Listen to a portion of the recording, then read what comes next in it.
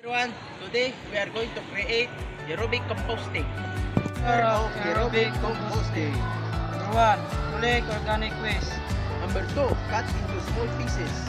Number 3. Put in compost bin or pipe. 4, add green and brown materials. 5. Keep moist. 6, turn off tin for air. 7. Wait until it becomes dark compost. Materials for aerobic composting. Green materials, food scraps, fruit, peels, vegetable waste, and fresh grass. Water to keep the compost moist. Compost bin or pellet space where I will place the waste. Garden fork or shovel for turning the compost. To be putting the materials in this compost bin. And then the eggshells.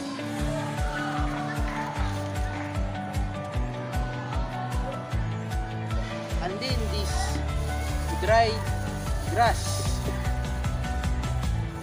Then we put water. Put water to moist it. Moist it. We're gonna use shovel to mix it.